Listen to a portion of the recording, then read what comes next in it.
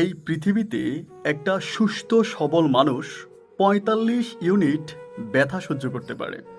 ৪৫ ইউনিটের বেশি হলে হয় মানুষটা সেন্সলেস মানে জ্ঞান হারিয়ে ফেলবে, আর না হয় মানুষটা মারা যাবে। কিন্তু আপনি শুনলে অবাক হয়ে যাবেন, একটা মা যখন সন্তান প্রসব করে, মা যখন আমাদের পৃথিবীতে আনে, তখন সেই মা তার শরীরে ৫৭ ইউনিট ব্যথা সহ্য করে।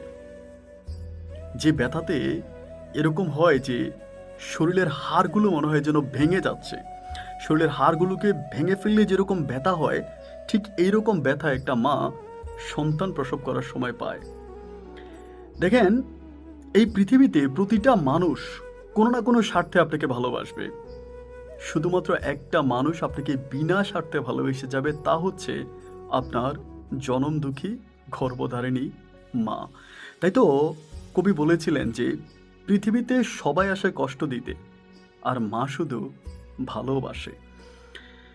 আমি একটা জিনিস খুব খেয়াল করি, দেখি যে মাঝে মাঝে আমার বোনদেরকে বলি যে তারা যখন বিয়ে করে তাদের স্বামীকে, বিয়ে করার পরে ওই বোন মনে করে যে তার স্বামী শুধুই তার, এবং স্বামীর অধিকার বা স্বামীর মানে উপার্জিত টাকা সে কখনোই চায় না যে ওই ছেলে তার মায়ের পিছনে ব্যয় করুক বা অন্য কারো পিছনে ব্যয় করুক। সে চায় আমার স্বামী যা ইনকাম করবে তার সম্পূর্ণ অগ্রাধিকার হক হচ্ছে আমার।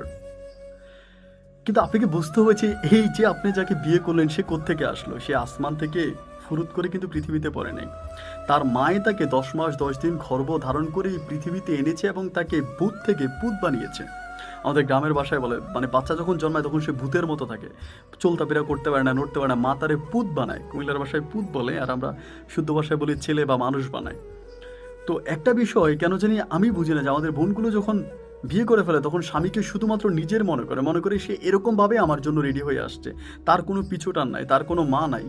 তো এই বোনেরা যারা করে, আমি অবাক হয়ে এই বোনদেরকে বলি যে রাসূল পাক সাল্লাল্লাহু সাল্লাম বলেন, আল্লাহ তাআলা যদি তারপরে কাউকে সেজদা করার কথা বলতেন, আল্লাহ তাআলা যদি তিনার পরে এই পৃথিবীতে কাউকে সেজদা করার কথা বলতেন, তাহলে অবশ্যই মা বাবাকে বলতেন যে তোমরা আমার পরে কাউকে সেজদা করলে তোমার মা বাবাকে সেজদা করো। আজকের একটা গল্প, যে মাকে ধোকা, ১৬ বছরের ছেলে কেন গোপনে মায়ের বান্ধবীকে বিয়ে করলো। খুবই প্রতারণা এবং করুণা, মানে বুক ফেটে যাওয়ার মতো এক কঠিন বাস্তব জীবন কাহিনী, যা শুনলে আপনি অবাক হয়ে যাবেন।